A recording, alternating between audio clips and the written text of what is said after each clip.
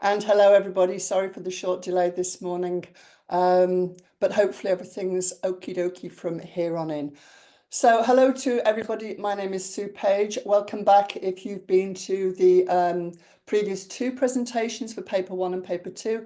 This is the presentation Delivering Pearson Edexcel International A-Level English Language, paper 3. Welcome to new people and welcome back to people, I'm not going to say old people, previous people from my other presentations. So welcome everybody, basically. Let's move on as quickly and efficiently as we can. So the agenda for today's presentation, we are going to have a welcome from Pearson Edexcel with some aims and objectives of the presentation. An introduction from me. As I've said, my name is Sue Page. I've been teaching GCSE, IGCSE, A-level and international A-level language and literature, throughout Europe and also in Asia for a long time. Let's just put it like that. More recently, I've also worked for Pearson as an examiner and a trainer. I've lived and worked in various countries around the world, but now I have settled here in southern Spain, which is where I am today. It's morning for me, it's 10:15. And I may decide to stay here. The weather is beautiful and it suits me down to the ground. However, never say never. Today, we're going to be looking at the International A-Level English Language, the context. We will look closely at the assessment objectives, a recent question paper, and examples of candidate responses. We will also be talking about and looking and focusing on strategies for teaching as we work through the presentation together. Questions, please, as Hansel said, you can put things in the chat box, or occasionally when we've got activities, you can raise your hand or something and we can open the mics up. We will have networking and then a concluding message.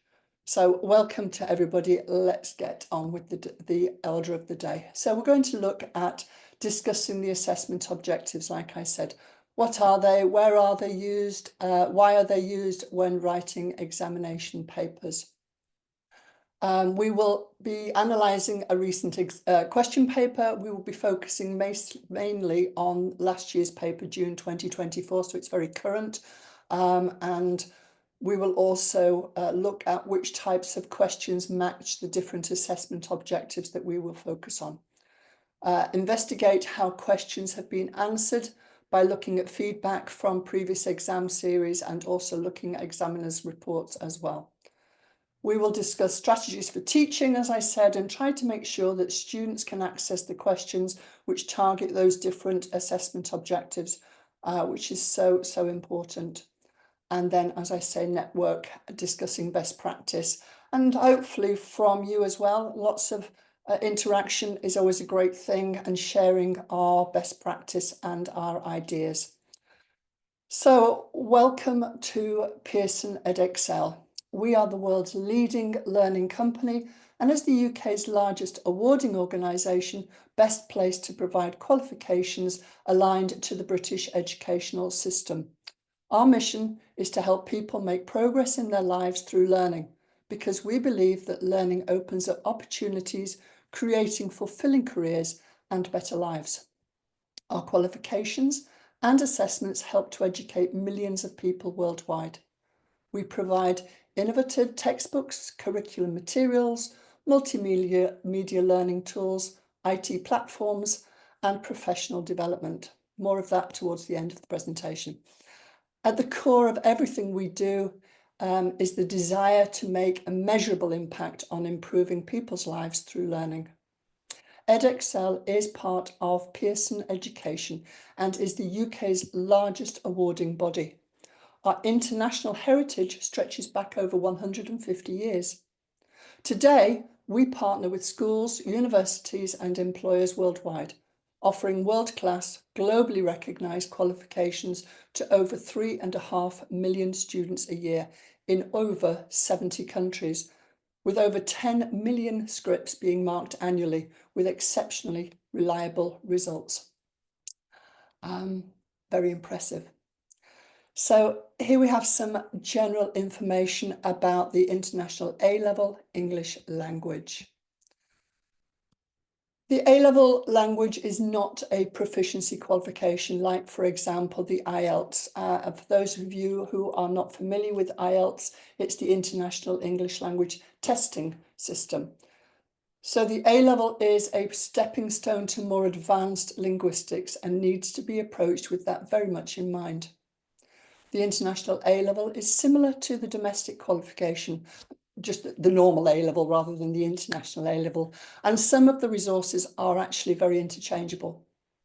The qualification blends knowledge and skills in an integrated and coherent way.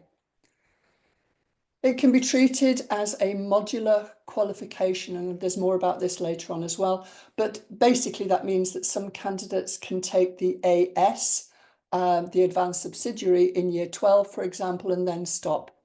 And the qualification is very, very flexible, therefore, in terms of the ways it can be approached, depending on the centre that you are at, is basically the way that the A-level is taught and examined. So let's look at the specification. I apologise if this is information if you've already been in the previous presentations, because these slides are sort of going over the fundamental things, but they are very, very important. So Unit 1 is the language, context and identity. These units are sometimes called papers and they're sometimes called modules. I tend to refer them to as papers, but here in the specification, they're units. So Unit 1 was paper 1, Unit 2, paper 2, the language in transition. And you can see that they are the international advanced subsidiary. So basically, excuse me, those two units can be studied and then the students can stop and finish it thereafter. But if they want to continue to acquire an international A-level, the full qualification, then they have to continue to have the content acquired for Unit 3 and Unit 4. Excuse me, I'm going to have a sip of water. So Unit 3 is what we're going to be focusing on today, and that's crafting language. It's the writing paper, okay? My apologies. So the other papers, the length was 1 hour 45 minutes for paper 1 and 2, and you can see that these two papers, 3 and 4, the length is now 2 hours. As I say, we're focusing just on paper 3 today. Assessment objectives. These are the same whether it's for the advanced subsidiary or for the full A-level, but the weightings are different, obviously, because after paper 2, then students could actually stop. So the weightings are different for when the whole A-level is taken. Applying appropriate methods of language analysis using associated terminology and coherent written expression. This is assessment objective 1. And here the word terminology is referred to. And that is really fundamental for the students to know what that means. And when they use it, it needs to be accurate and relevant, because without that, they're being withheld from the chance to access the higher bands. Assessment objective 2 is to demonstrate critical understanding of concepts and issues. Assessment objective 3 is to analyse and evaluate how contextual factors and language features are associated with the construction of meaning. Assessment objective 4 is to explore the connections across texts informed by linguistic concepts and methods. And assessment objective 5 is then the demonstration of expertise and creativity by the students in their use of English to communicate in different ways. And for paper 3, this final assessment objective is crucial and has a lot of weighting. Dear me.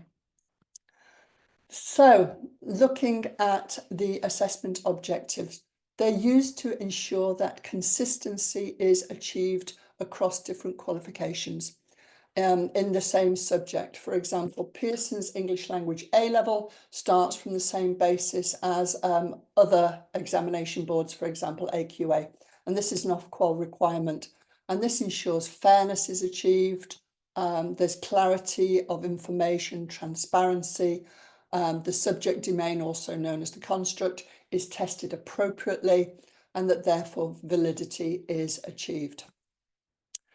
There are also stated reference points for paper setters, for examiners, for teachers, and also for candidates. The assessment process runs efficiently during often very pressurised periods of the year. Here in Europe and also in other parts of the world, this time is often May to July, but I know it does differ. Okay, so what is assessed where in the International A-Level language? As I previously mentioned, there are 4 papers, and you can see where the focus is for the different assessment objectives. Unit 1, paper 1, everything was tested, the AOs 1, 2, 3, 4 and 5. In paper 2, however, assessment objectives 1, 2, 3 and 4 were assessed, and objective 5 wasn't necessary. It wasn't part of the exam requirement. For paper 3, today, everything is assessed, all of the assessment objectives, but you can see there assessment objective 5, 10% of the assessment is on assessment objective 5, because this is the creativity. Okay, it's demonstrating expertise and creativity in the use of English to communicate in different ways. And this is the crux of this paper. Okay, and then that's in section 1. In section 2, which is question 2, is then the others, AO 1, 2, 3 and 4 are assessed. So question 1 in section A, there's an awful lot of weighting on AO5. Okay, hopefully that's as clear as mud for you, all that information, but the slides are there for you to look at, go back to and browse through. This paper is the writing paper, as I mentioned earlier. It's the crafting language. And in this sense, then, just basically, as I said previously, the written examination is 2 hours rather than papers 1 and 2, which were 1 hour 45 minutes. Section A is creating a text. There are 20 marks available for this, and it's solely assessment objective 5. Students create their own text based on unseen sources linked by topic. A genre is prescribed, and then students choose their own audience, purpose, and context. The source text in the source booklets will be taken from a wide range of genres, not only those listed for study, by the way, and each source text will be taken from a different genre. We'll look at that more in detail later. Section B is a commentary, and this is worth 30 marks. And here the other assessment objectives are assessed, AO 1, 2, 3 and 4. And there are 30 marks available for this section. Students write a commentary reflecting on their process in section A. So basically, section A, they write the text, and section B, they have to write a commentary on their text, okay? And the commentary focuses on analysis and evaluation, the language choices made, the reshaping of the source text to meet the genre, audience, purpose, and context, how contextual factors have influenced their language choices. So all of those things have to be involved. Those bullet points will always be there. Most commonly, the paper 3 booklet, the source booklet, SB, contains 3 sources, although it has been known to have 4 texts in the source booklet, but most usually there are 3 texts. As stated, the texts are thematically linked by context and issue. Recent iterations have covered the following texts. So what's happened, what's come beforehand? Well, sustainable fashion was focused on in January 22. The international appeal of sports was linked in June 2022. Fairy and folk tales was in January 23. Trees in urban environments was in June 23. Photography in January 24, and the most recent one, music therapy, in June 2024. That's the one that we'll be focusing on and looking at in more depth today. All right, those are themes that have been covered. Hopefully in your centres, when you're looking at things, obviously the past papers there are going to be invaluable to students and to you in the classroom as well. Okay. Writing genres. The genre is given, okay? The specification indicates that writing genres, for what writing genres the candidate should explore. So those are given to the candidates for them to explore and investigate as part of their preparation. However, it doesn't prescribe which ones will be set. So you can always go back into past papers and see what's been set before and try and guess what's going to come up, although I wouldn't recommend that. So let's look at what has come up in previous papers. So the first iteration of the paper 3 was from January 2017. Since then, these have appeared. A speech or a talk has been prescribed as the genre 6 times. Article of various kinds, magazines, feature articles, etc., has appeared 4 times. Blogs, various blogs, fashion, travel, or unspecified, 4 times. A script for presentation has only appeared once.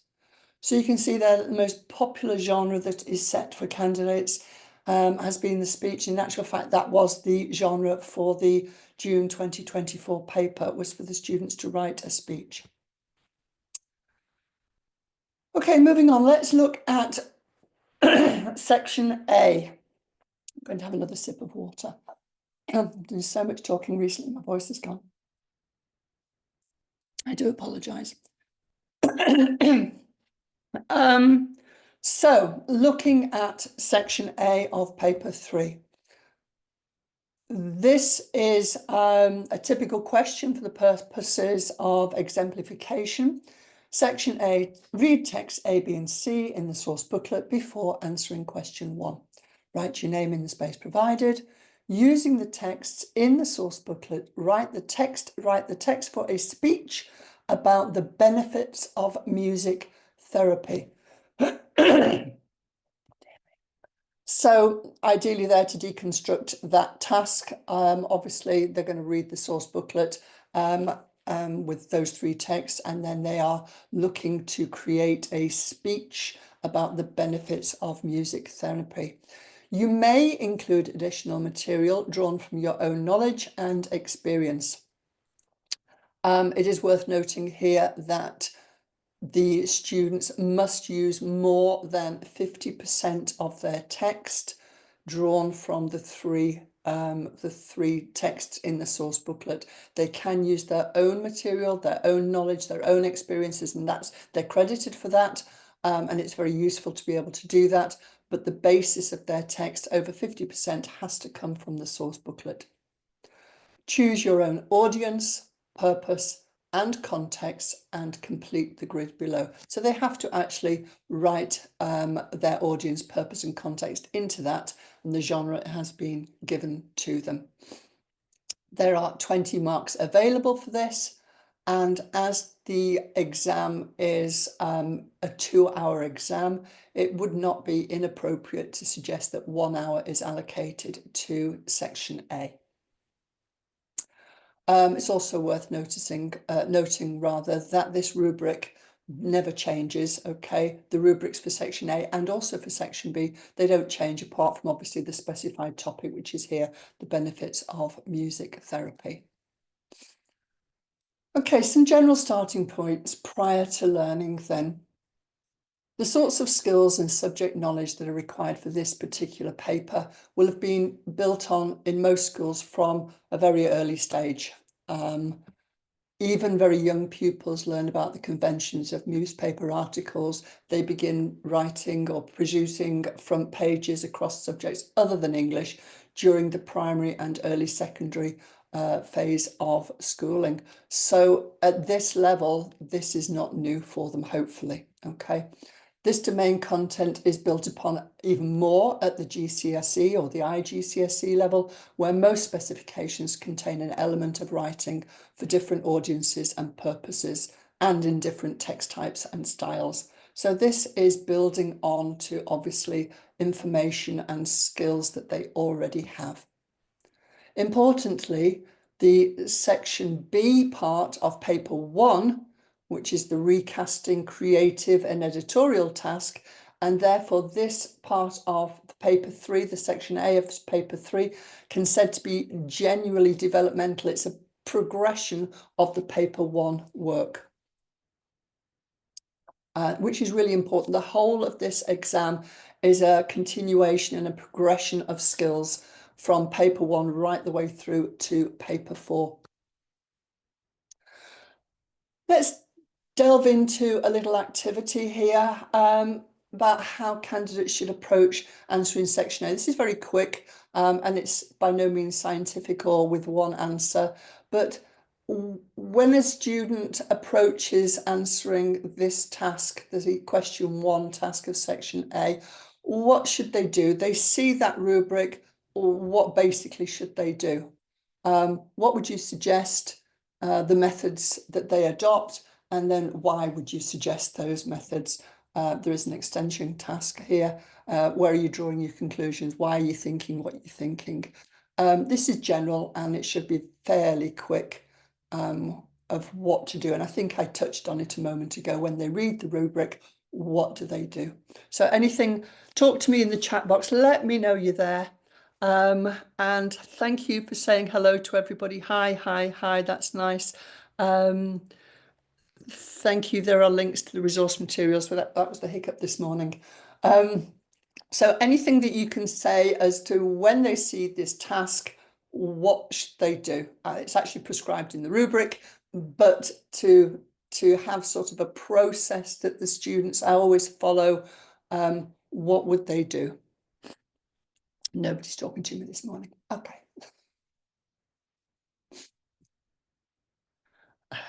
Start reading the questions. Thank you very much indeed. Anzi, thank you. They start reading the question, underline the relevant material in the text while reading. This is perfect. Thank you. Highlight the key words. Thank you, Teresa.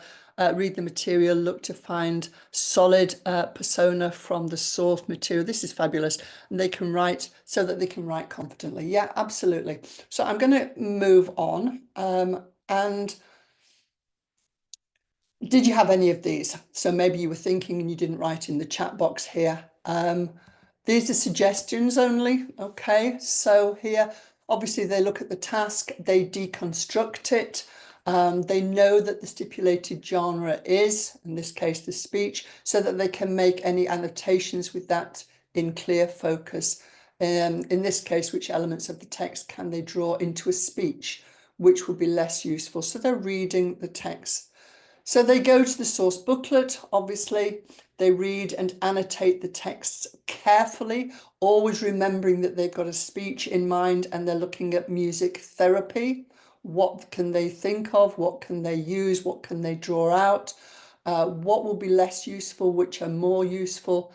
And as I said previously, this exam lasts for 2 hours, so it wouldn't be inappropriate to annotate for at least 20 minutes here, reading, annotating, thinking, and then leaves 40 minutes to craft their text. However, I would interject there and say that basically they need to plan thoroughly. And if they spend a good 10 minutes on planning, then it still leaves them 30 minutes to craft their text. And obviously they're going to review it as well. They're going to check it at the end, and it still leaves 60 minutes to answer section B. So that is a good way forward, that they're working with all 3 source materials. They're looking at them, they're reading them thoroughly, they'll go back and they'll annotate, and they always come back to the task of the speech and the benefits of music therapy. And as I say, the initial things that they annotate, they might later think, actually, that's not as good as I thought it would be. I'm not going to use that. I'll delete that in my mind and I'll move on to something else. They won't use everything. There's an absolute abundance of information there for them. They can't possibly use everything. In amongst all of that, they need to start thinking about their speech and to whom they want to talk to and why, and the context of their speech. So they've got to choose the audience, the purpose, and the context, and then to write those in the appropriate boxes. So this is a real mixture of things that they need to be doing, and it will take time and it will take practice. So hence classroom activities here, lots of scope for using texts, for pulling out ideas from past papers, and for trying to create this process in their minds when they approach this task. Then the last sort of half an hour or so, they are writing, because I think the planning should be a separate issue really. And then of course, don't forget to review. The checking at the end is important as well. Lots of students don't have time for doing that, but if you instill this importance within the classroom activities, then it should become automatic. Okay, so thank you for your contributions there from everybody. Reading genres. Excuse me. So the genres suggested for study for paper 3 are the following. Feature articles, obviously, if you're going to write an article, you're going to have to study different articles. Feature articles, journalist reviews, obviously speeching is the most popular genre. Travel writing, interesting. Biography, also interesting. Reviews, yeah. Candidates should be familiar with the codes and conventions of these genres, so they need to know what comes into a feature article or an interview or a speech. So they need to know the codes and conventions of those, obviously. They will have been touched on previously though, so it's more embedding that information, I think, for the students than something new. And it gives them scope to research for themselves as well. They need to consider these from a lexical, discursive, graphological, syntactical and semantic point of view. So they're not just looking at the graphology of the text, how it's set out and presented, but they're actually looking in depth at the lexical and syntactical, semantic point of view as well. The only meaningful way for them to do this is by obviously reading, researching and guided instruction, analysis and evaluation over and over and over again. They need to practice, practice, practice by looking at and writing their own examples. Teresa, everybody in my students has to do about. Yeah, I can't, yeah, I don't know with that one. You just never know, Teresa. It might just come up. I like the idea of the writing of the commentary there, not the speech, the actual written dialogue only came up once, but it may come up again. So they do have to study it. But obviously speeches do come up more often.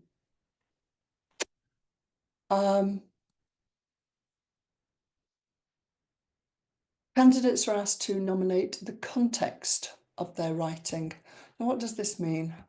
A little activity here. What are the sorts of contextual factors which they might choose, and how might these contextual factors affect their approach to writing a response to the task? So just think and take a couple of minutes to compile a list of contextual factors which you would encourage your students to look at. It can be written in the chat box for ideas. It's just a quick activity as to context here.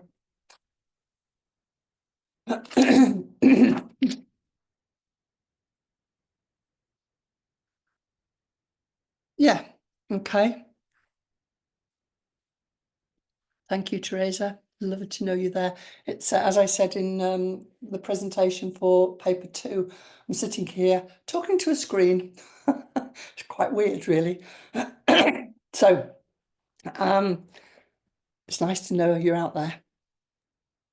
Yeah, I agree, Anzi. Basically, the levels and the frameworks of paper 1 come into play here. Yeah, they do. So then let us move on. where, online, offline. Yeah. Who, formal, informal. Thank you, Eugene. Welcome back. Absolutely. So here, your answers may have included, here we've got the geographical and regional factors. This has been talked about, as you said, in previous papers, especially in paper 1. So the geographical and regional factors, the social factors such as gender, age, ethnicity, all of the things that were touched on in paper 1. So yeah, absolutely. Socio-economic class. Level of education, interest group. This list is partially drawn from the Getting Started guide, which is in your delegates pack. Very useful here. I think paper 3 is referred to on page 28 of Getting Started, but basically Getting Started is great for all papers. It gives you suggested activities, lesson plans, and so on. So it's a very useful document for you. And there's also the sample assessment materials as well, the SAM booklet, which is in your delegates pack. So that's all very useful for you. A note for this when discussing these aspects, and I mentioned this previously as well, remember to be aware of sensitivity when discussing some of these contextual aspects with your student, and also the prescriptive elements of your centres, what they will and will not suggest that you can do. So just be aware of that. Okay, these contextual factors might affect the ways in which candidates use or vary their lexical, grammatical, semantic, pragmatic, discursive, and graphological elements of their response. So this gives them lots of scope for discussion and is great activities for classroom. So it would make sense to engage with them about these. So thank you for your comments on that little activity. Moving on to purpose, which they have to create the purpose in their task as well. So remember, the genre is given for them, and they have then got to give the audience purpose and context. We've talked a little bit about context. Let's look at purpose. Nearly all texts will have more than one purpose. Obviously, what's the purpose? This was touched at in the GCSE level as well. What's the purpose of this text? Inform, but there are very few texts which don't inform us about something. So they may inform and persuade, or describe something, or argue a point, or entertain. So these terms ought to be already familiar, like I've just said, from the GCSE English language, but if not, they will need to be revisited or visited in the first place. It is worth also having in mind that in the box on task 1, they should really put more than one purpose. So then section A response might have a primary and a secondary purpose, might have a tertiary purpose as well. Okay, so that is always good. And of course, this is something that they will have to do in section B.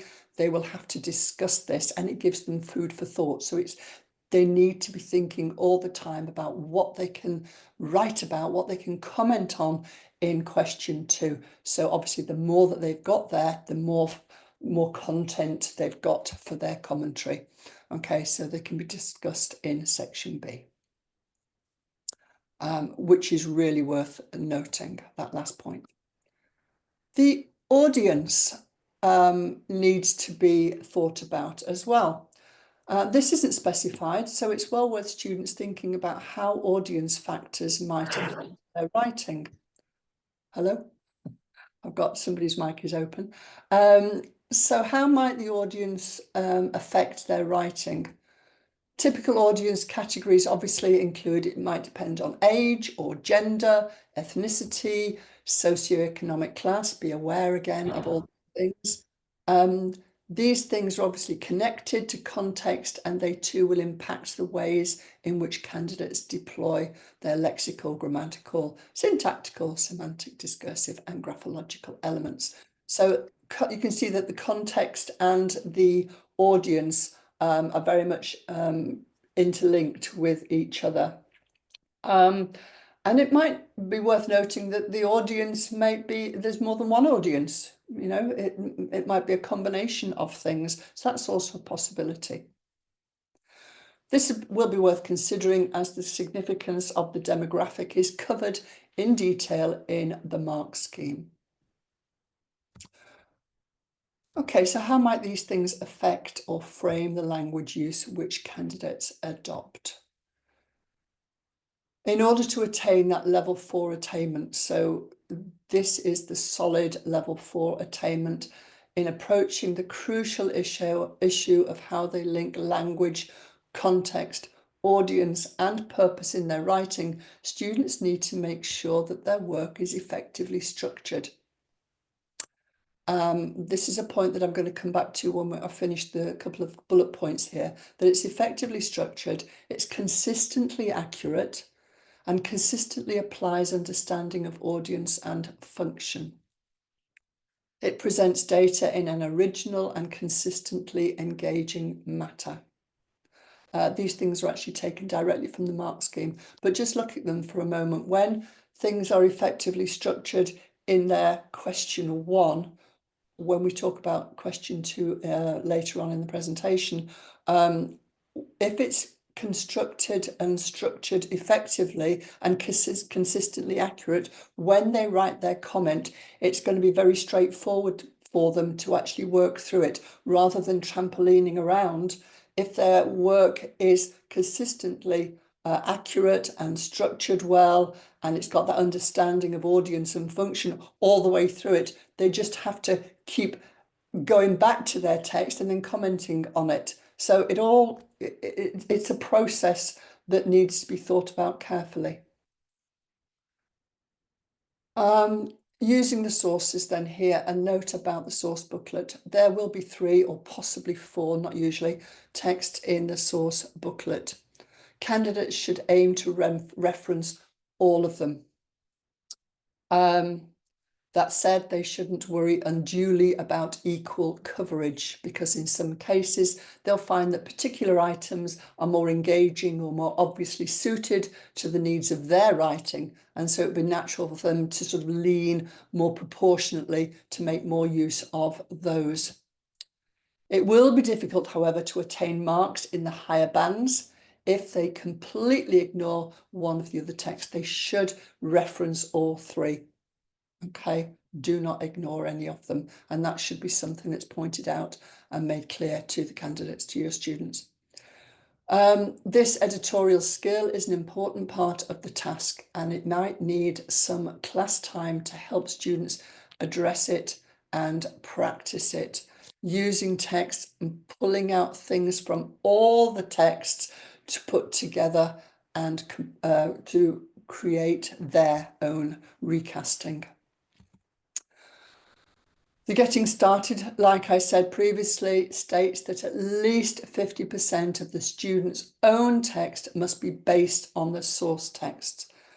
They may use their knowledge, experience or opinion for the remainder, and actually that's a benefit to them, and it will be credited, makes it more interesting, more engaging if they've got some of their own things in there as well, but at least 50% should come from the 3 or possibly 4 texts. I hope everything is okay. I'm not getting any questions through. How do they reference the text, quote, or use it? Right, okay. Ansley, we'll come to that in a minute, because it's how you embed some information using different voices and things. So we're going to come to that. So just hold on.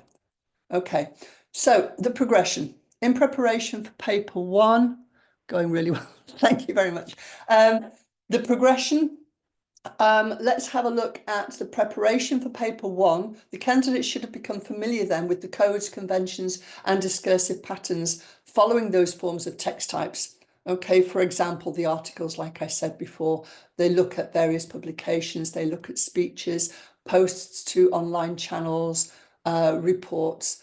And now for paper 3, they will have added to their repertoire, as we have seen, that at least in terms of the ways in which they analyse and evaluate those text types which appear in the source booklets.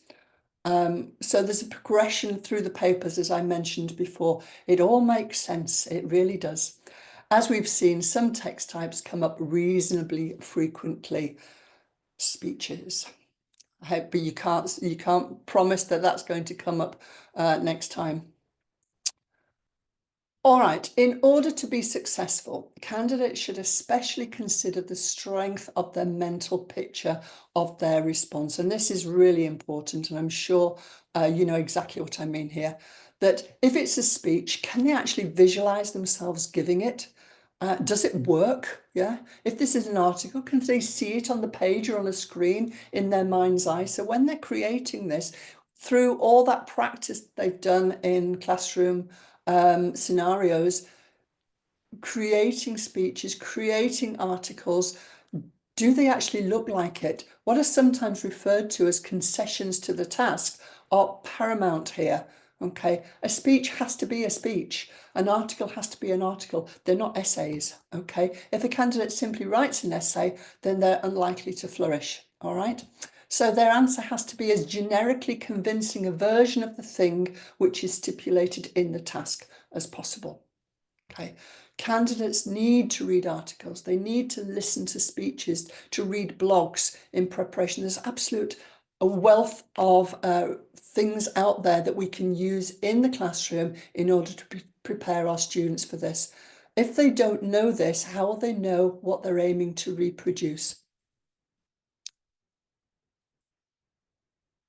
Right. Candidates need to be aware of the appropriacy of what they're doing for the likely audience. It has to match, okay? A crowd of younger teenagers is likely to respond better to some approaches to speech giving, for example, than a group of adult delegates in a conference. Those audiences are fundamentally different, and so they have to match lexical, syntactical, they have to match it all so that it works, okay? Again, signposting is key. The candidates need to ensure that the marker can see that they're addressing the task and the audience for it in meaningful ways. So it all matches, it all makes sense, it's all logical. This can manifest itself, for example, in the lexical choices, just like I said. What do they choose to write?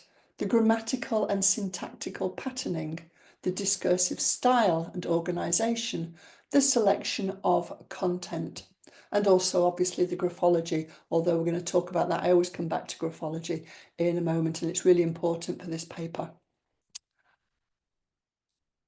Okay, for example, in writing a speech or presentation, candidates should consider, although obviously it's not prescriptive, opening and closing routines. So if we're in a speech, how are they going to start? Good morning, my name is, or welcome, or, you know, anything that actually makes it sound as though this is a speech. The use of presentational techniques. Many speeches these days will make use of audio or visual clips and slides, and these could be indicated through the use of stage directions in a candidate's response. For example, in their text, they may write, "I would like to start by showing you a short clip of Vicky McClure, organiser of a choir for sufferers of dementia," in parenthesis, play clip. This is a reference to text B in the source booklet. Okay. The clip would not need to be scripted, though the speech could possibly be written, as I've just said, like that, which indicates to the marker that I know that it's a speech, and as I've also indicated there the use of text B, which, coming back to Anzi, that was your question, how do they reference the text? Then it would be referenced by using that part of text B in their speech, and it's obvious to the marker that that's what they've done. They don't need to say this is from text B or anything like that, because this has to be a realistic speech. But the fact that they're using information from text B in their speech, it's there, it's implanted, it's embedded. I hope that helps you with that, Anzi. Okay. Are they allowed to make up statistics? Yes, they are. Okay, yeah, as long as they're plausible. Okay, they can take statistics if there are any in the text, or they can actually make them up. Just make sure that they're believable, okay? Can they use slang, regional varieties in their writing? Yes, they can to an extent, but this is a language exam. So there you have to be very sensitive, and I would err on the side of caution there and suggest not really. Although you might use variations, lass, as being used in previous papers, lass meaning a young girl. You may want to use that, but I would be very aware of that. Okay.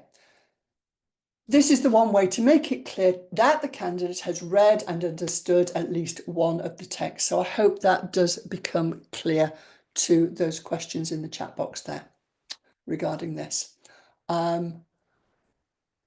Although I know some of you have been present at the paper 1 and paper 2 presentations, I think this is still very important, and so I am going to make sure I go through it thoroughly. Voice. This is a very important issue.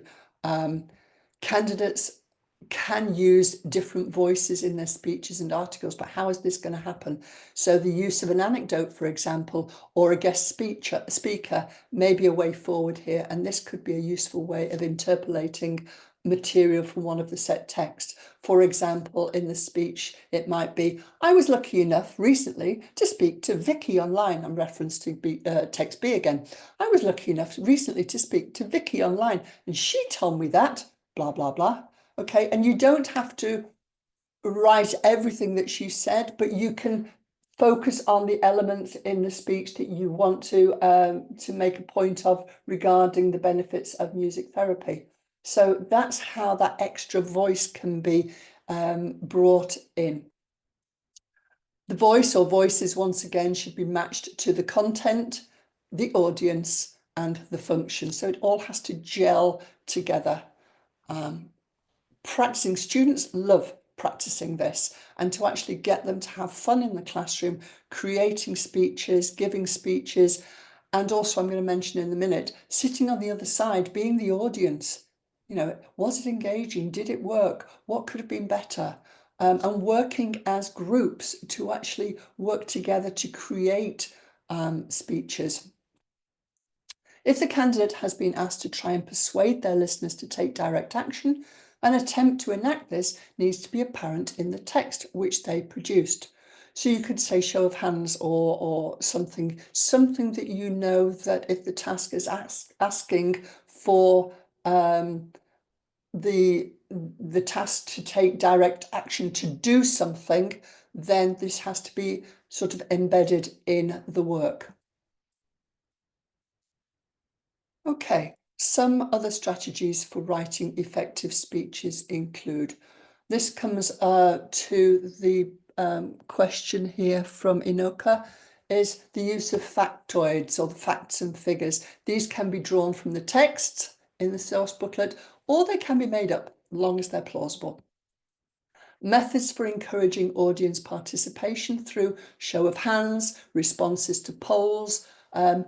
Again, stage directions are useful here in parenthesis in the speech. And also direct questions at people in the audience. Gentlemen sitting at the front there, this could be very useful for you. You know, something that actually gives the communication between the speech presenter, you, the candidate, and the audience, that connection. Direct or rhetorical questions. Okay, not always rhetorical questions. Lots of students here, it's a bit of an overkill sometimes on rhetorical questions because they think it's great. Yes, do use them, obviously, but remember there are other strategies as well. There are other examples, and candidates should be encouraged to research as widely as possible what makes an effective speech or obviously article. Okay, research, research, research. And there are a number of resources for this, obviously YouTube, for example, including lots of TED Talks. And then, as I mentioned earlier, besides asking them, what can I see myself giving this speech? Sit on the other side of the fence. They consider whether or not they would find being in the audience of their speech an engaging experience. Would it work? So lots of food for thought there. Okay, so moving to another little activity, what might concessions to articles include? And this was covered in paper 1. So you may already know this, so let's just have a little think. If you see an article, what can you see? What's important to have in an article? This will have been covered at the GCSE level, so let's have a look. Have a think about it, make some notes, stick it in the chat box, and let's have a little thought. Okay. Gives me a chance to have a little sip of water.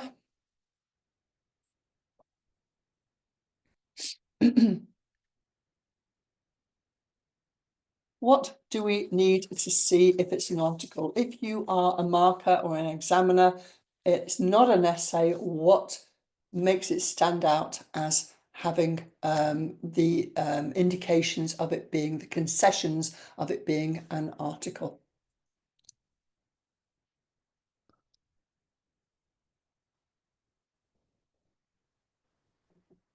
Yeah, fabulous, Anzi. Thank you, Eugene. Yeah. Headings, subheadings, thank you. Amendments, yeah, okay. Good, absolutely perfect. Yeah, headlines, strap lines, and so on. So let us see that your list probably includes, as it does, as I can see in the chat box. Yeah, yeah, absolutely. So Aida, yes, yeah. I'll come on to graphs and things in a moment, but your list probably includes, for an article, you've got a headline, obviously, you've got the byline, who's it by, who wrote it, a date, the stand first or the deck, yeah, that's the strap line as well. Crossheads, strapline is, I think, the same as a stand first, which is a little introductory paragraph. Sometimes it's in bold, sometimes it's even in capital letters, goes usually directly under the headline.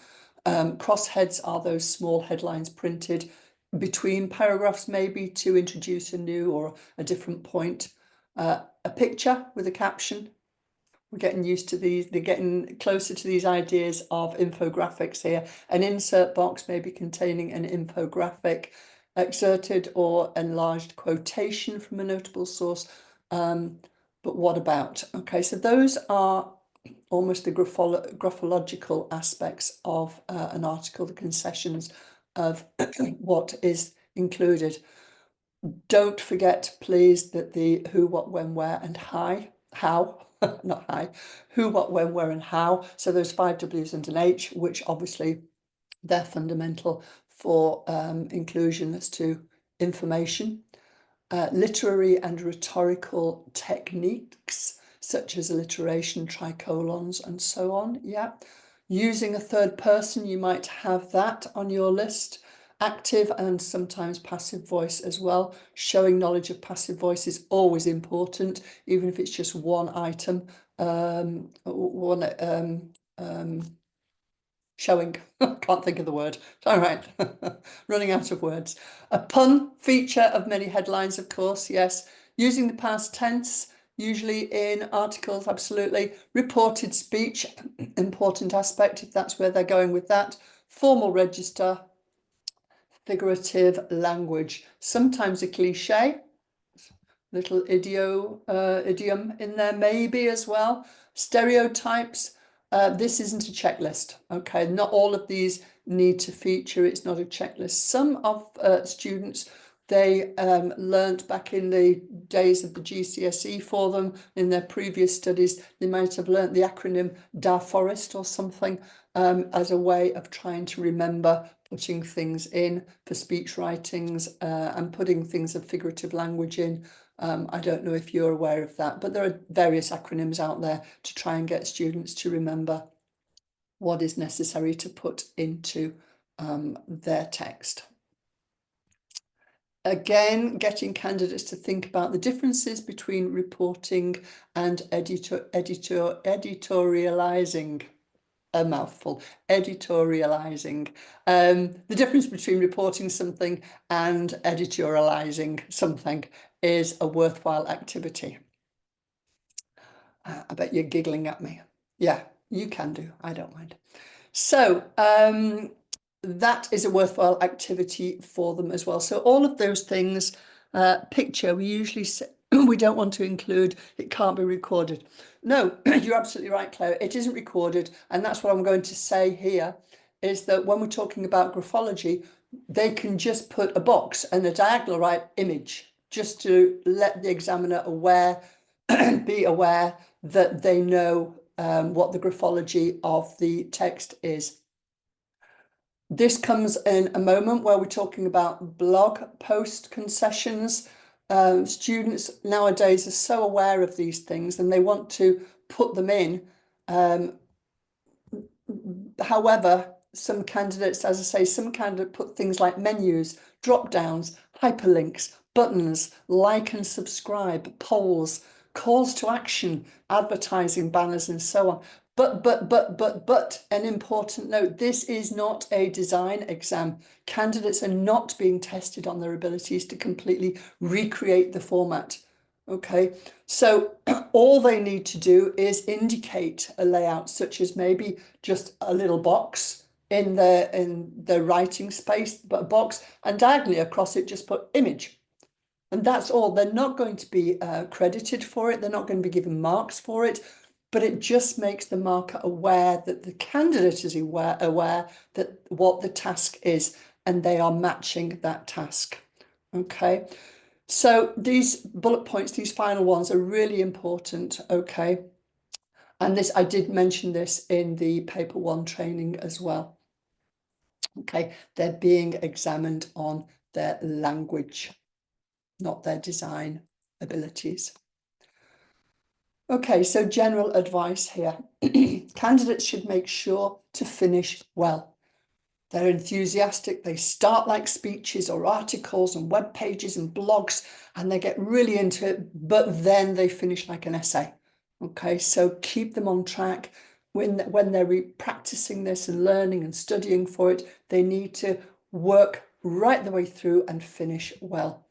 They might be encouraged maybe in their planning to think of a killer final line, something that when they're looking at their plan, that it brings them back to the task and it keeps them on track. Okay, they need to plan. Looking at as many style models as possible, thinking actively about how to use them will be beneficial. Okay, as the specification states, yeah. Although graphological concessions to the tasks can be helpful, candidates are being assessed on how well they use language and discourse structures. Anything else is complementary. So please, please, please be aware of this. They should also remember 50% or more of the material in their own text is brought from the source booklet text, those 3, possibly 4 texts. Okay, that's important. And they should make sure they stay on track, like I've just said, that they target the function, the mode, and the audience as carefully and as thoroughly as possible. As always, practice is their best friend. Use the past papers and, of course, use the mark scheme, which I'll come to shortly as well. Okay, practice. Lots of resources out there, especially on the Pearson Edexcel website. There's lots of things there for you to use. Okay, so let's have a look at some general advice. Perhaps the most difficult skill to learn for many candidates, however, is how to take a strategically coordinated approach to both tasks, A and B. Okay, when they're selecting material for section A, for question 1 from the text in the source booklets, they would be well advised, like I said previously, to think actively about how they're going to reshape it, what sorts of techniques they will aim to use in their writing. They need to do this because they need to be gathering these breadcrumbs, pre-identifying lexical, grammatical, syntactical, discursive features of a new text, because they're going to go on and comment about it in question 2. So that the more that they're collecting, the more that they can use in their own text, the more that they can then comment on. So it really is important to get them to do this task in parallel, A and B, section A and section B, almost in parallel. What they pick from section A, they've got to talk about in section B. Excuse me, this will help them obviously then create the answer, easier trail for that marker to follow as well. And when it looks structured and when it looks organized, then obviously that works in their favor.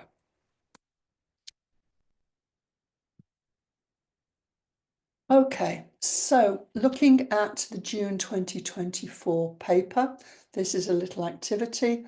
There's a question paper and the source booklet in your delegate pack.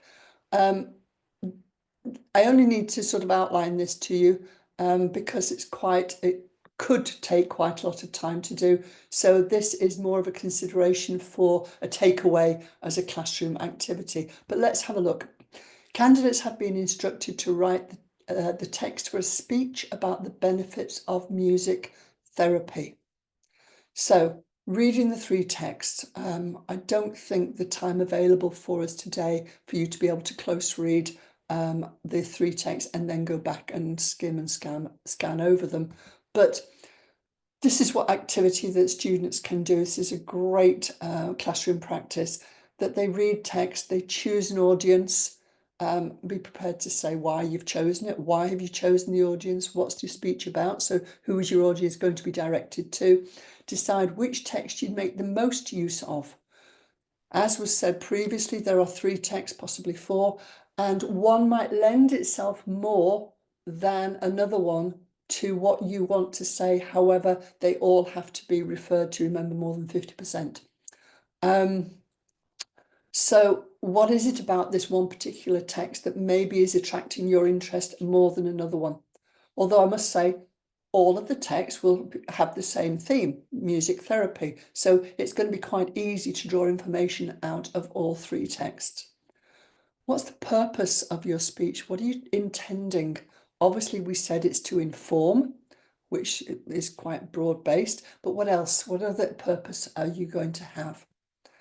What's the context of your speech? Interesting. And then here, there are extension activities. There are two. One is to write maybe the first 100 words of the speech.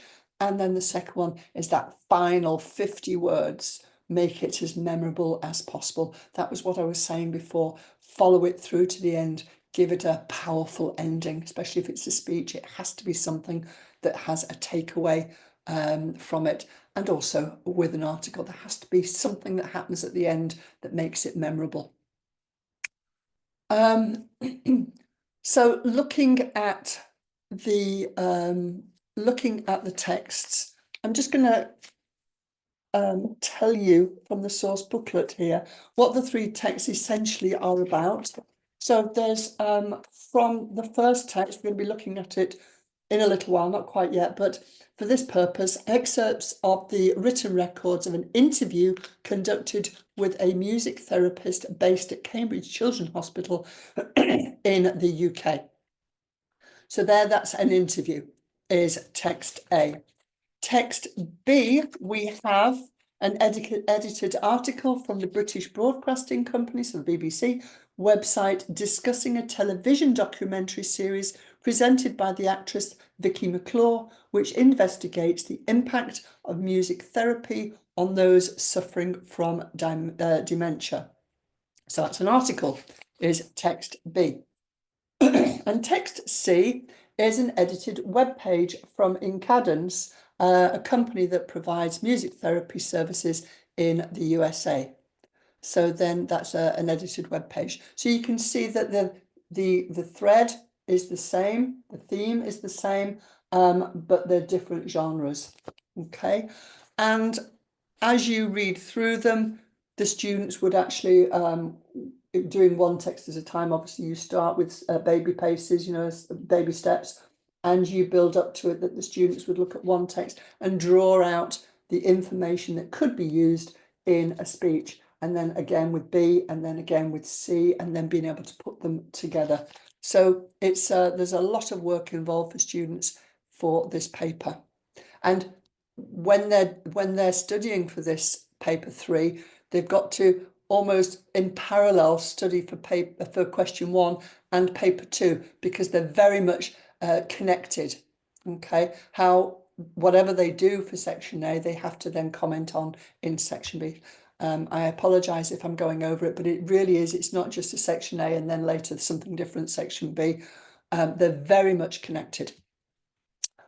Okay, so I'm going to leave that marking, the activity there, activity 4, as an activity, as a takeaway for your teaching, your activities in the classroom. I'm going to move on to a marking activity. This is in this your delegates pack, or it may not be, but there should be a link now on the chat box to direct you towards the delegates pack, which is a booklet that says it is the delegates booklet. The delegates booklet, and in there it's a document that's about 22-ish pages, something like that, 21, 22 pages.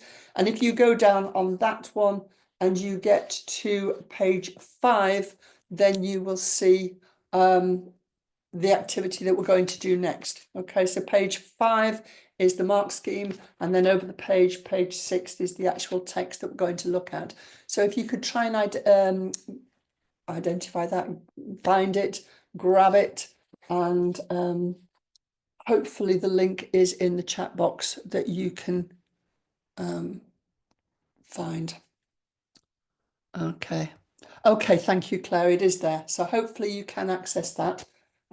Without it, I would have to do an awful lot of reading to you. So, excuse me. If you look then at marking activity 1, and you will see the mark scheme, as I've just said, on page 5 of your delegates pack, and locate the section A marking grid. So there it is in front of you. At the top, you can see the indicative content for question number 1, and underneath it is the mark grid for the paper, sorry, for the section A, question 1, levels 1, 2, 3, 4, and 5. And remember, the students are only being assessed on assessment objective 5 for this question. So using the grid from the mark scheme there, we're going to just place this section A response from the June 2024 paper on that grid. So all we're doing is going to try and we're marking positively. We're not throwing ticks around like confetti, as I always say, but that we are rewarding candidates for what they are doing and not penalising them for what they're not doing, giving them every opportunity to succeed. It is the best fit approach that is employed by examiners. Not everything in those descriptors has to happen in order for the answer to be placed in that band. Okay, so let's see what the activity. Whoa, I nearly gave you the answer then. Oh, I didn't get it. Oh, I'm sorry. That's me getting trigger happy with the slides. Sorry. If you look at the response there, the genre is the speech. If you look on page 6 of the delegates booklet, the audience, they've said, this candidate has said it's medical professionals and psychology experts. So that's the audience for this particular speech, medical professionals and psychology experts. The purpose of this speech is to inform and persuade the audience to use music therapy. And the context of this speech, according to this candidate, is the medical field of studies, applications of music. So that's the context. And then the title of the speech is Maximizing Music.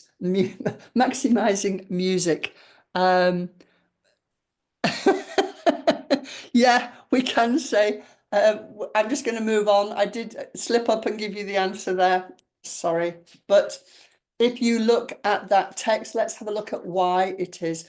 So if you look at maximizing music, if you look over it, it's pages 6 and 7. 8 and 9 there, and it's actually quite long. It goes on to page 10 as well. If you try and find out why it fits into that box, which I've just put on the screen there for you. Level 4, between 13 and 16, that's the level that it was allocated or awarded, that the writing is effectively structured. Let's have a look and see if you can identify these aspects here, that it's effectively structured, it's consistently accurate, it consistently applies understanding of the audience and the function, and it presents data in an original and consistently engaging manner. Remember, it's the best fit that applies to this. If you move through, read through it, we've got a nice opening there. We've got nice communication with the audience. We have got different aspects coming through. We also have on the second part, we have some reference to Claire Roscorn's, which is great. We have also got a nice tricolon there going on towards the end of that paragraph. So you can see, let me see. No, I'm sorry, I can't, Claire, from where I am at the moment. No.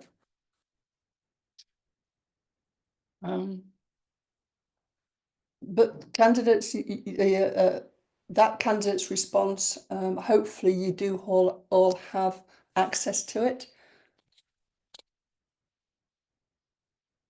I can read it. What's what I can do.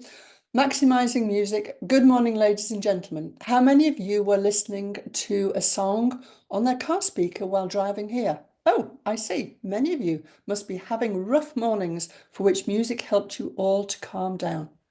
Yes. No, you're all right, Claire. I'm on it. Thank you. I can read. Yes, music is not just rhythms being heard by our eardrums, but is the pinch of salt without which our lives would be pretty tasteless. We all have been listening to music. We all have been listening to music since childhood.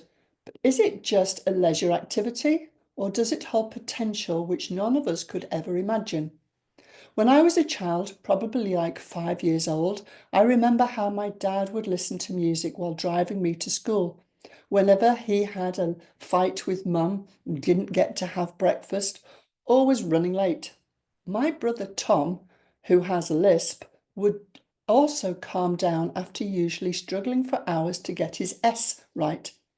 I always used to notice the change in my brother when he listened to music and wondered, why is he so calm?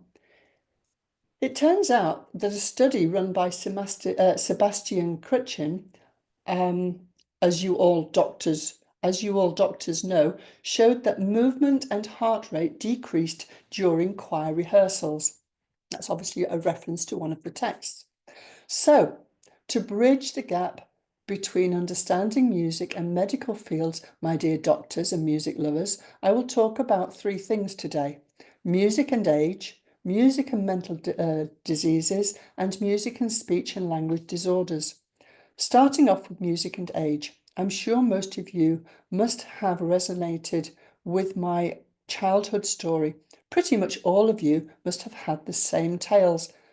And I am sure music must have always been your saviour to salvate from the hellhole of daily stress throughout our lives, from childhood till now. But what's the science between music and calmness? Why do we inclinate towards music every time, regardless our age, whether we feel low or want to pause our lives to take a deep breath? I want to share with you all what Claire Roscorns, a music therapist, has to say. She says, music is such a powerful healing force. It's beneficial for people of all ages. Music is a universal language that knows no boundaries. The beauty of music, as you can see, is that it offers us the opportunity to take some comfort back in our lives. In every age, music is the new Panadol. Music is the new Crocin. music is the new paracetamol. So even from that, I think you can get the idea that this fits firmly into a level 4, into a band 4. Teresa, no, I don't have available at a level 5 at this stage, but I'm sure we can try and get something for you at the end. If you send an email to Claire, then maybe we can find something out. I can reach into something and get something for you. Okay. So if we haven't got the responses there, I will also read when we come to the next activity as well. I will read that if you can't access it. Okay, but what we're going to do now is take a break. Okay, a well-being break, for me, a drinking water break. So it is now, let's come back together in 10 minutes. Is that? If anybody is struggling with something to do, the examiner's report for June 2024 is great. It's a good read.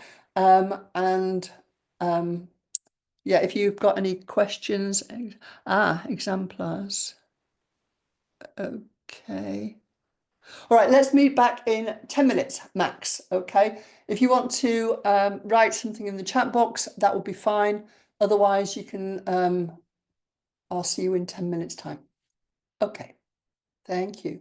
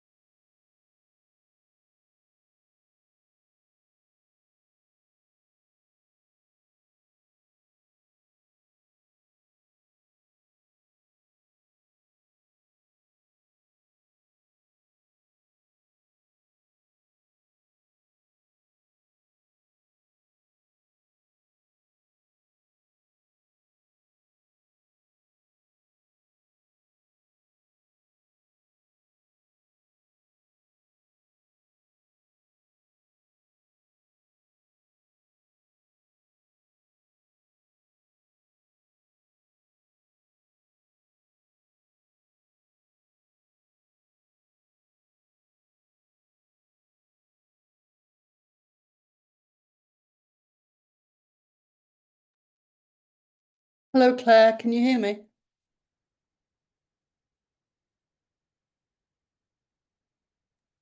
Hi, Sue. Yes, sorry. How are you doing? Okay. I'm all right. I'm struggling with my voice a little bit. Yeah. But it's quite frustrating that the delegates pack doesn't have this information in it. But it isn't there, so they've got it. It's just I wouldn't be put off by the one person who said that they haven't. I think right, everyone else is getting it, and I wouldn't. Wonderful. You know, your voice is quite tired. I wouldn't read. You know, spend time I just want them reading all to be able others. to, yeah, I want them all to have access to it because obviously it's important. But that's fine. We can always Raise send it it. to them. We can always send it to them afterwards, and they're going to be able to access the recording. So anyone, you know, if they are struggling, but it's showing, the event materials are showing on my screen as they're ready to download. So I think in this break, perhaps, in fact, I'll reach out to the person who said, there's only one delegate who said they couldn't. I'll reach out to them now and see that's what's fine. happening. Teresa just texted and said she's got access to all the material, so that's fabulous news. Thanks, Teresa, for letting me know that. Okay, good. That's fabulous. The question about access to a level 5, you say that isn't possible at the moment. Okay.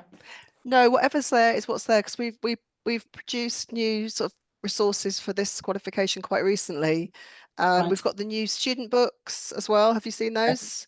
Yeah, they're at the end of the presentation, which I'm mentioning at the end. So Oh, good. Okay. that's Yeah. fine. That's So we fabulous. got, No, so between series we can't produce more exemplars. It's just that there is what there is. what there is. Yeah, Fabulous. That not a worry at all. I just mentioned that because sometimes after training, oh look, the person Zoraida has got the Managed to find the scripts, unlike the other yeah, sessions. yeah, yeah, We've not team yeah. termed as scripts. Yeah. No, it wasn't. This was part of Zoraida. This was termed as part of the delegates booklet. So yeah, that's one of the pages towards the middle of the booklet. There's beginning, and then there's the middle is the activity that we've just had, activity 5, and then there's another activity towards the end of the booklet as well. Okay, fabulous. No problem at all. See you in a bit. Yep, see you in a bit. Thank you very much, Claire. No problem.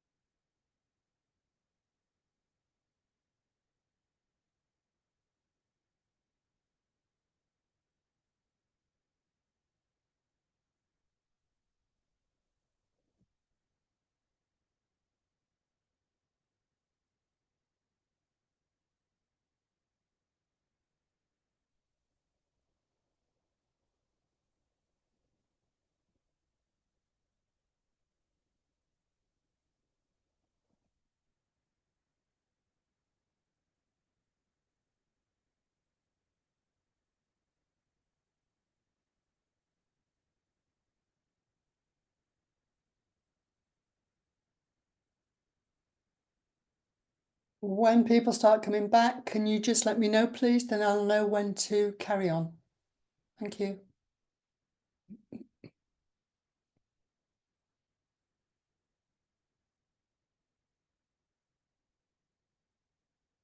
Thank you, Anastasia. Thank you.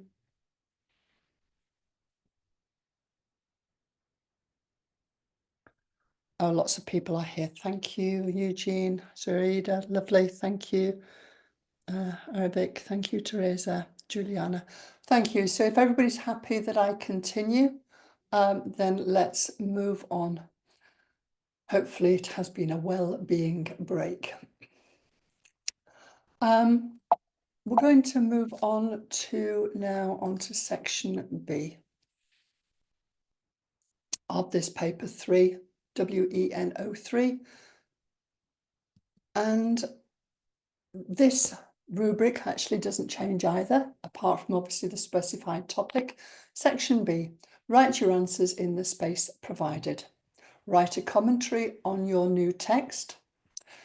In your commentary, you should, and then there are the bullet points that will always be there, analyse and evaluate the language choices you have made. Show how you have reshaped the source material to meet the new genre, audience, and purpose.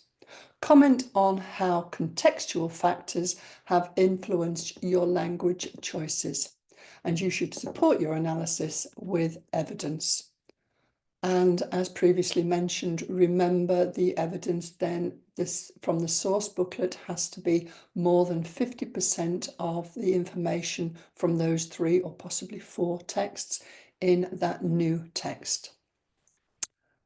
Remember, please, there are 30 marks available for this section, and that it is assessed using assessment objectives 1, 2, 3, and 4.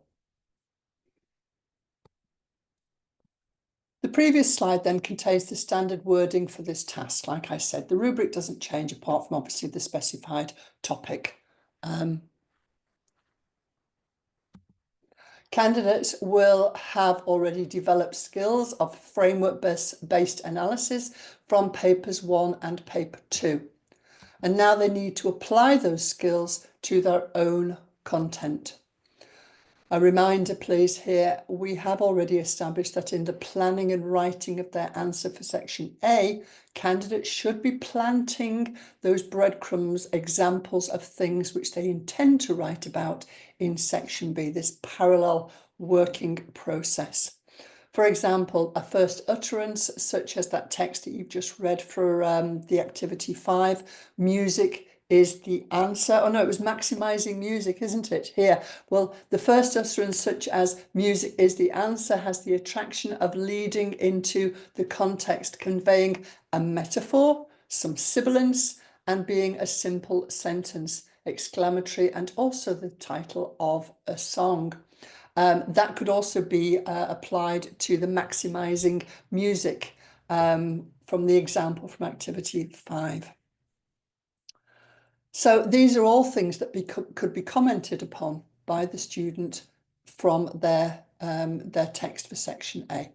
So what would your first line be? That might be a nice activity for students. And remember that headline, that title is all important in the start of their work.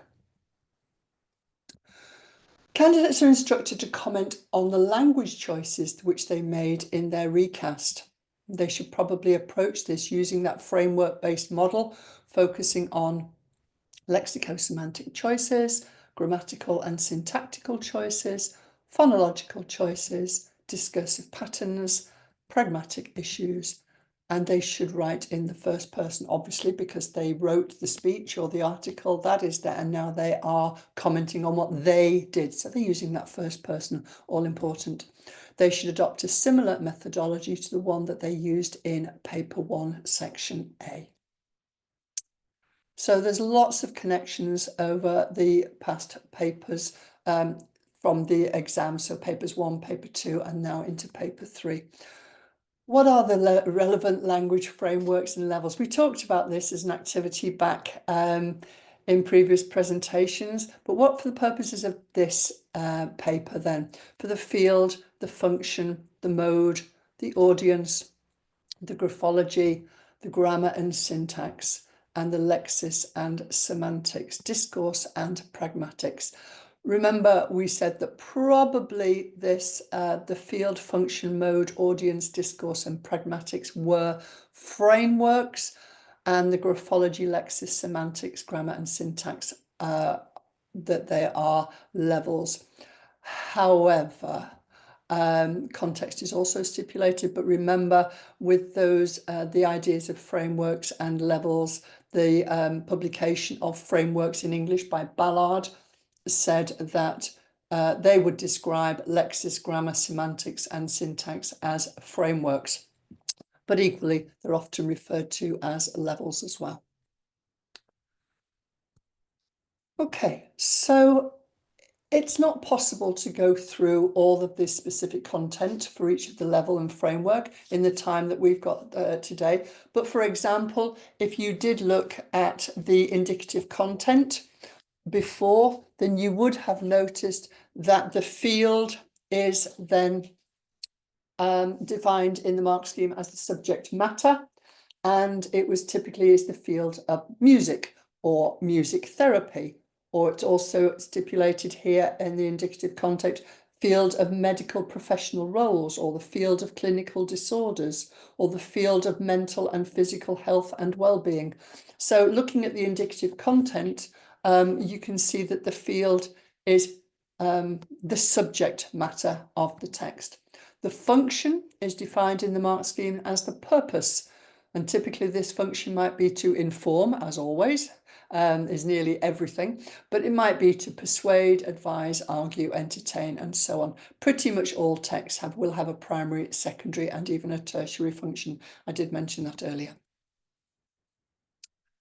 Although mode isn't actually stipulated in the mark scheme, it could be worth considering. Is the text under analysis the written, spoken, or mixed mode? And referring to that is very useful for the candidates. Features of multimodality are often apparent in the sorts of texts which are set for this paper, and therefore potentially worth discussing and looking at in depth with students. So when they are studying for this, what are the different modes here? Is it written, spoken, mixed modal? They can be key elements of contextual locus, and in many cases they are intrinsically recognizable for students. For example, the conventions of something taken from a YouTube clip would be immediately familiar to most people in this prospective candidature. Candidates are required to select the materials which they want to use from the texts in the source booklet and to shape it into this new genre. In this case, for the June 2024 paper, it was a speech, and also for a new audience and purpose. And they must also consider the context in which they're delivering the speech. And you can see from the candidate's response previously what kind of things that they need to do. But let's see what kind of challenges this might present. So a little activity here for activity 6. If you locate the text A in the source booklet, which was the one about the excerpts from a written record of an interview conducted with a music therapist based at Cambridge Children's Hospital in the UK. Don't worry too much if you can't locate it, because it actually is coming up on the next slide. Okay, so we're going to focus really on the only opening couple of paragraphs in the text, due to time, obviously, but you can do this with all texts with the students. It's an activity that you can sort of take away with you. This is just a taster of it. So if you were doing the task, what would you have chosen here? What material would you select to use for the speech from the opening few paragraphs? And how would you have made it fit into the remit which you had settled on? So those are 3 bullet points that you can look at. What would you extract from it? What material would extract? What would you have chosen and why? So there's 2 there. And then how would you have made it fit? So there's 3 things going on there. So looking then in more detail at this part of text A. So focusing on this extract, what can you identify? Also, you need to identify aspects of lexis, grammar, and syntax. Remember, because you are laying those breadcrumbs for this commentary that you will be writing. So let's have a look. Excerpts from the written record of an interview conducted with a music therapist based at Cambridge Children's Hospital in England, or in the UK, sorry. Spotlight on music therapy to support children and young people in hospital. Music can be a positive and powerful force for healing. That's why music therapist Claire Roscorns loves her job working with children and young people with physical and mental health challenges. Tell us a bit about yourself.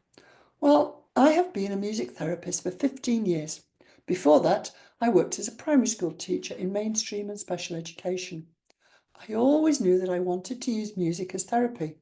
After 10 years of teaching, I took a training course at Anglia Ruskin University. So we're just going up to there, the first couple of paragraphs. And remember from that, if you were doing the task, looking at the benefits of music therapy, what would you have chosen here and why? What could you pull out from those few paragraphs to use in your speech? How would you have made it fit? Would you have chosen a different voice, for example? What would you have done? And what would you be aiming on to focus then in your commentary? Not forgetting, of course, to pull out items of lexis, grammar, and syntax. Okay. So here you might pull up aspects of the fact that it is maybe that it's a written interview. So we were talking about mode before. Okay, so that can be pulled out as well. What mode is this text in? Maybe you picked up on some of these then. Okay, that it's a written record of an interview. Maybe this is worth developing, exploiting in your text. That music therapy is to support children and young people in hospital. This might be useful for thinking about context, really, or the audience, or the purpose of the text. The idea that music is a positive and powerful force. This emotive language, it's reinforced by the plosive alliteration, positive, powerful, might be worth reproducing in this section, section B. The fact that she loves her job, that Claire Roscorns loves her job, this could be used maybe to develop further, to create that alternative voice in your speech. That the physical and mental health challenges, this obviously is a key concept that could be identified and worked on. And I wanted to use music as therapy. This might be used then to develop, create tone, create mood in the text. And then finally, training course at Anglia Ruskin University. This can be used to create a persona. It's adding depth and more interesting part to give it reality in what's being said in the speech. So lots of things there just within a couple of paragraphs that can be pulled out and developed. Okay, they can be used in the recasting of the text. So a little bit of role play. Let's put this into practice. So I'm suggesting that the audience, this is going to be a speech to an audience of older prospective volunteers, many of whom are former professional or amateur musicians who want to continue their involvement. So that's the audience that has been chosen. The purpose of the speech is to provide information about specific ways in which they can get involved in music therapy, and to offer at least one actual example and to motivate them to have a go. Okay, The context of this little role play is that they are at an online university of the third age, the U3A, and that this event is intended to inspire them to take up opportunities using their skills, experience, and knowledge.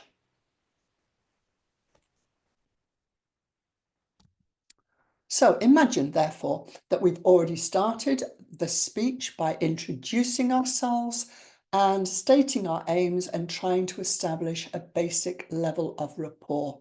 Okay, so you've got the audience, you've got the purpose, you've got the context, and we've already started, we've introduced ourselves, and we're just establishing here the basic level of rapport. We're going to use those elements of text A that I've just highlighted to provide an example of music therapy in action.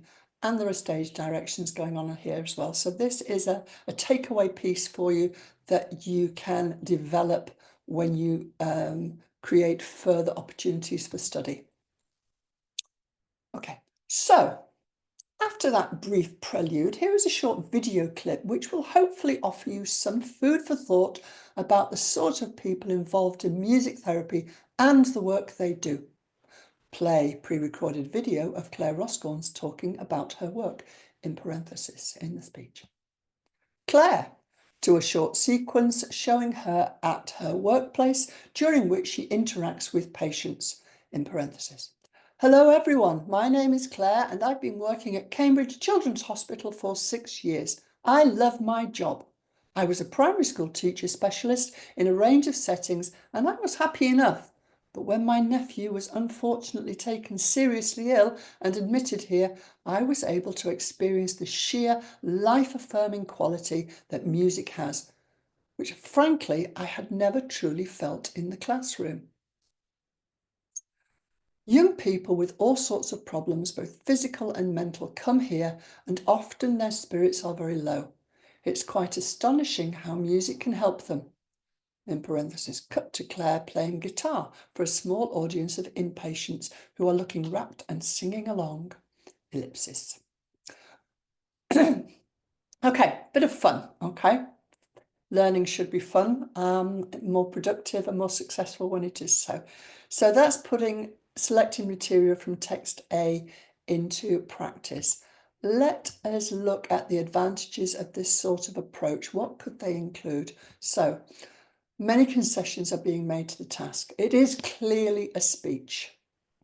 Okay, text A is being recast into a new format in an organised, focused and credible manner. There's clear targeting of audience and purpose. And a different voice has been introduced, and this is usually an advantage, obviously. The audience is being engaged through personal recount, visual stimulus, and a secondary discursive strategy. There's a blend of rephrased language from the text and some plausible original content. There are plenty of opportunities for analysis and self-evaluation then in section B. From a teaching point of view here, these techniques should be recognisable to most candidates.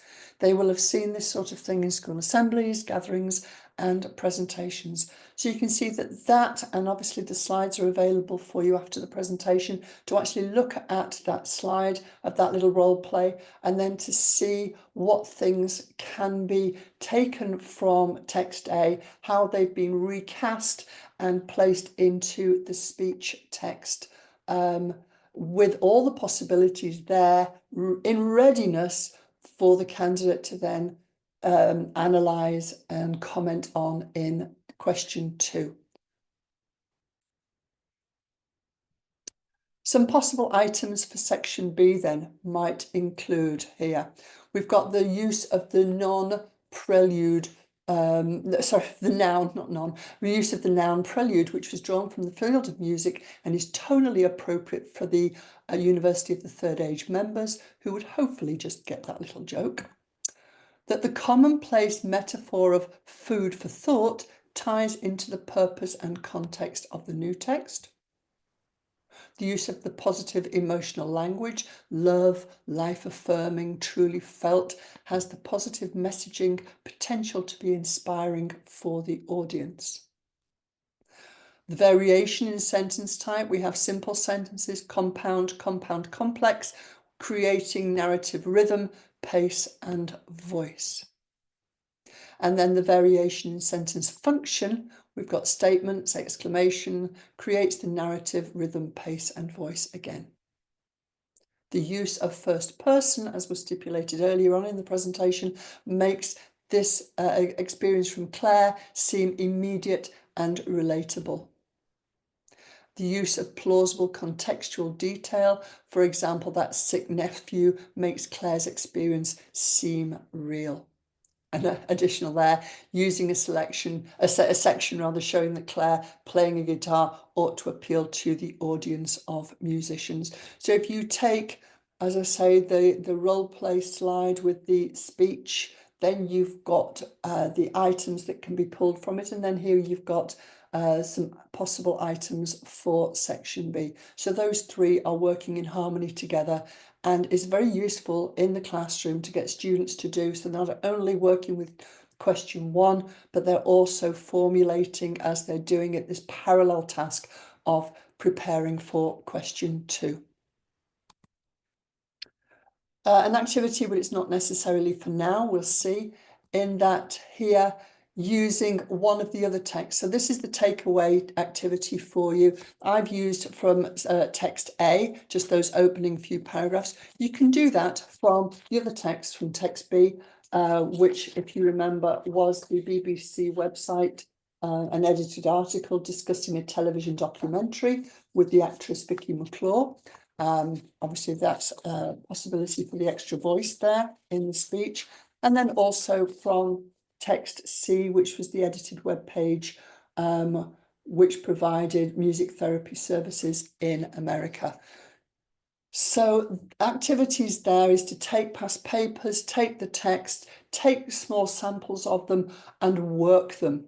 And that's how students will get familiar, become familiar with reading, analysing, using and recasting. All those skills will happen at the same time and quite automatically with more practice. Okay, so that is a wonderful activity for you to take away. You can choose a number of examples, think about how you'll reinvent them or recast them, and remember to provide yourself then for material with that section B as far as possible. Right. Hi, Sue. I'm really sorry to interrupt, but I just noticed that we're at past time. Did you Well, we want to? started very much later, remember?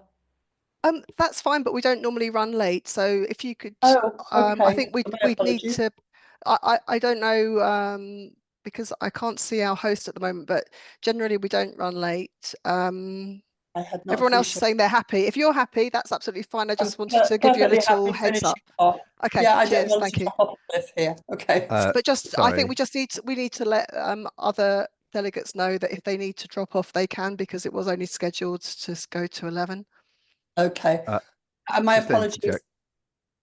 Yes, of course. Sorry. Yeah, I'm currently the host now. I've handed off from the previous host. I'm happy to stick around if other people are, so don't worry about that. Okay. Okay. Cool. It won't be Great. too Thank much you. longer, but I would like to No continue to the problem. end if Yeah. everybody else is happy. Okay. Thank you, everybody, for replying to that. So let's move on then from activity 7. That is an activity to take away.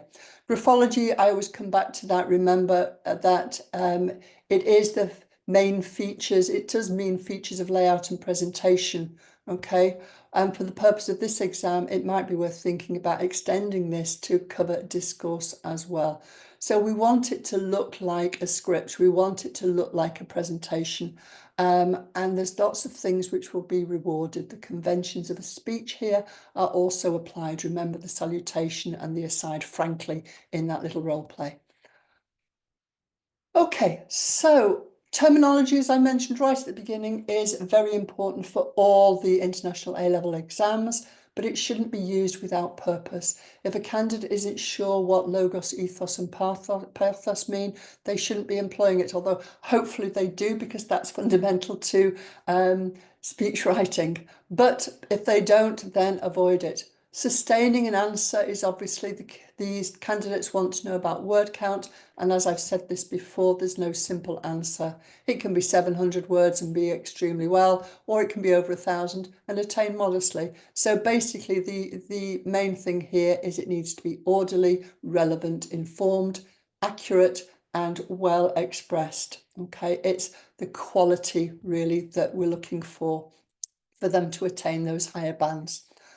So looking at the June 2024 paper, the frameworks that we've used in this mark scheme, the encodes specifically in the indicative contents. So in that section, it's pages 4 and 5. I did mention that before, and we've talked, I'm going to skip through these quite quickly because we have mentioned them before. Field, function, audience, graphology, grammar syntax, lexis semantics, discourse and pragmatics and context, and that the mark scheme is so important. It's a highly useful teaching and learning tool. It's not a secret document just for teachers and examiners. The students should be well aware of all these aspects of the mark scheme so that they know what they're trying to produce, what they're aiming for. So don't forget to use that with them, please. Final activity is a marking activity. It is in your delegates pack, in that booklet again, where it says the booklet. It's further on than the activity 5. It's towards the end. If I can give you actually the page number, page 13 in that marking activity booklet, delegates booklet it's called, and it's on page 13. Candidates do much more than simply feature spotting. So please, they used to, but not as much nowadays. They do tend to not as much their features, but the actual examiner's report, sorry, I'm skipping ahead here. Candidates at higher levels, this is in the June 2024 examiner's report. It stated that candidates at the higher levels were more able to describe the examples they provided using relevant terminology and to analyse the intended effect of their writing techniques. And similarly, the range and relevance of technical methods and terminology explored were often a discriminator between the lower and higher levels. For the commentary, candidates need a toolkit of a range of terminology and techniques to discuss, and this is an area where centres can continue to develop their candidates' knowledge. So that's for you there, basically, is to give your students that toolkit of a range of terminology and techniques. So they're well equipped. All right, the marking activity 2 is from looking at page 13. There's the indicative contents. Turn over to page 14, and there we have the mark grid. Remember, we're now on section B, so we've got AOs 1, 2, 3 and 4, and that's the mark grid. And then over onto page 15 there, this is a candidate's response to a commentary. It's very long, it's actually 6 pages long, so if you just read the opening couple of paragraphs maybe, then you can get more of an idea of where this would be placed on the bands. If you haven't got it to hand, I can actually read the first little bits for the purpose of time here. So section B, candidate's response, 30 marks available. My new text is a written account of a speech delivered by me at the Medical Music Conference at London. The function of this speech was to inform and perform and persuade my audience to consider and to get to know the power of music in the field of medicine. My audience are mainly medical health professionals. The written account of the speech begins with the title, Maximising Music. The alliteration I brought here gives the title a musical rhythm which draws attention. The musical rhythm also resonates with the field of music itself, which I have talked about in the speech, grabbing and gripping the audience's attention from the very start. I've started the speech with a simple question. How many of you, yeah, about the music on the radio, isn't it? How many of you, which helped me set a light tone in the beginning of my speech. This question and the light tone helped me greatly to relate and connect strongly with my audience. Moreover, I've used discourse markers in present participle form, such as must have, which enhances the aspect of relatability with my audience from the very start. Furthermore, I've used litotes to give a seesaw effect in the second paragraph. Music is not just ellipsis, but this helps me to open up the topic and showcase the vast arena of music to which it could be viewed. Next, I've used a rhetorical question. Is it just a listening activity? This rhetorical question helps to set the mood and purpose and prepare audience for information, inclinating and presenting them further by pushing their limits to think bigger about this field of music. So I'm going to stop at that paragraph. But if you want to place that in the mark grid, which, as I said, is on page 14, then please be my guest. Remember that we're marking positively, rewarding, not penalising, and it's the best fit approach. Okay. Level 4, Anzi, yeah. In terms of linguistic theory, how many different theories would they include in section B? Well, they just showing that they know theories, even using theories. Sorry, I'm answering Teresa here. It is a level 4. Let me go into here. Let me put it up on the screen while I say the senior team presented this script during awarding, concurred that it was a level 4. It was actually a 20 out of 30, so it was quite a low level 4, but it was strong. It was firmly in level 4, in band 4. They do need to know about theories. Teresa, even just to attain the level 2, they have to have some theories, but just by putting them in and being able to not just, as I say, feature spot, not just mentioning the theories, but actually expand on the theories, that will gain them the credit, is not just by saying it, but actually expanding on what that theory is and how it applies to the text that they have used. I hope that helps. Okay, so here that is in, if you're in level 4, then that's a really good thing. Okay.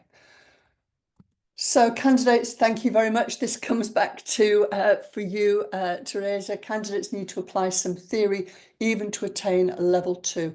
Some theories beside those already mentioned might be linked to gender or power. I'm going to list you some here that will be on the slide, obviously, for you to refer to in more detail. These, Pearson's not endorsing these links, just pointing out their existence. They have been checked for appropriacy, but the board is not responsible, for example, any updates that go with their content, which then may cause offence. So delegates, please be strongly advised to check everything before using it in the classroom and also before making recommendations for wider reading. Previously mentioned, one of the joys of teaching this unit is making candidates do their own research, which is absolutely essential in preparation for paper 4. Okay, moving on to the strategies for teaching now. I've mentioned this before, so this is going to be the same as the other presentations 1 and 2. Where I use the analogy of being deep sea diving, but it's used slightly different here. At level 1, students are visitors to the text. They identify things, but then it's just at a simple level and frequently with variable accuracy. Level 2, they move then on between visitors and reviewers. They find things that may seem unconnected and then comment on them. For example, bro is an example of lexis, which should be brother in standard English. Doesn't really say anything. At level 3, they're more secure reviewers. They explain things. For example, the noun bro possibly shows the influence of standard American English on this variety, which may be the result of the spread of American media. Moving on at level 4, which is where we have been with all of our activities. Students become explorers. They know what they're looking for, and there's more discriminating consideration of what's being gathered from the text with a clear sense of how what is found connects to one or more standard forms. So their expedition is rewarding. Yeah, oh, are they not working on that? They should work on that. Aravic, the link should work. That's something that I may need to address in your PowerPoint there. So we've got level 4. Let's just go back to that. There's attempted evaluation here. They look more closely. It's not just lexis and phonology, but they evaluate. And then level 5, this is where it really gets in-depth analysis. The exploration goes further, moving into scrutiny and overview of the text or texts and what the explorer has found engaging and stimulating. The secure methodology, connections are strong with well understood standard form, evaluative approach, and a value to concepts, issue, and context. The journey has been entirely worthwhile. Some of you will already know this, so it might not be of interest to you, but this is just the possible delivery approaches, the linear route and the modular approach, which I mentioned right at the very beginning, so I'll skip over that now. We haven't really got time for opening the mics up for discussion, but I have heard from quite a lot of you during today's presentation for your strategies and for your best practice. So if you've got anything else, please add it to the chat box while I'm just continuing.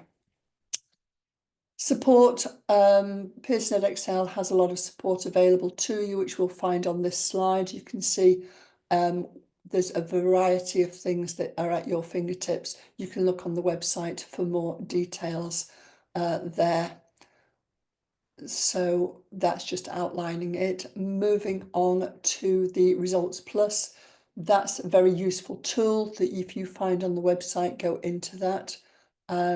It's used to see the results which come out on Results Day. Results Plus, that's the format that happens. It's a free online service that Pearson Edexcel Centres provides.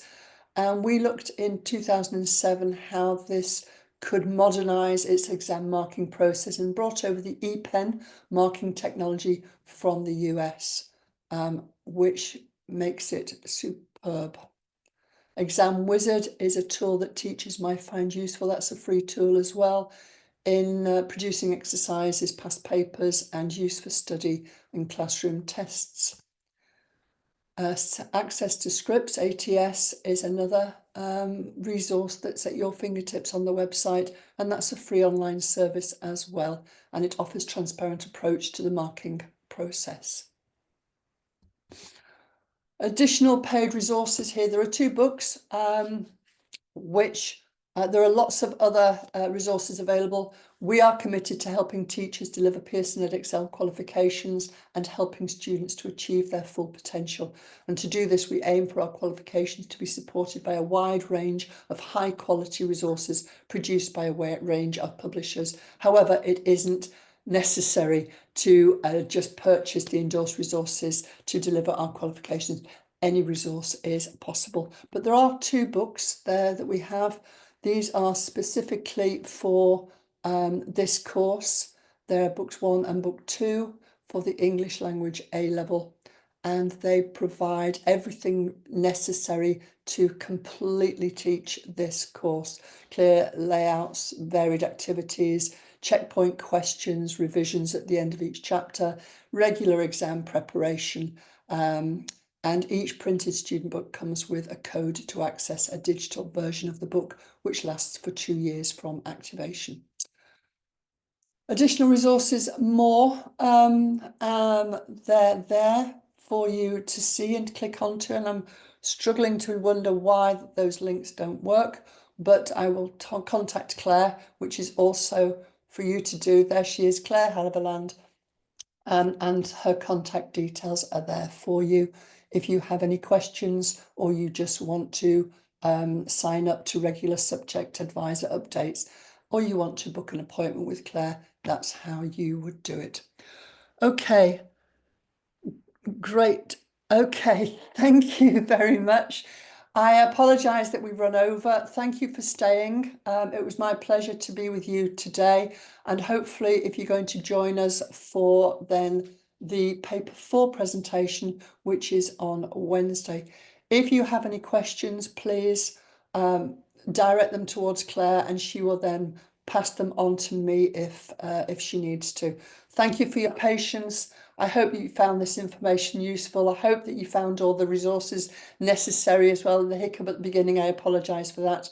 And look forward to seeing you hopefully on Wednesday. And if not, enjoy your teaching travels. It's fabulous. Just embrace it, enjoy it, and go with it. Okay, look forward to meeting you next time. Thank you very much indeed. Bye-bye.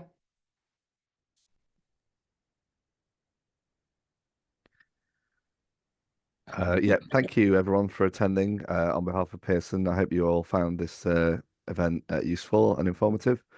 And yeah, we'll see you all next time.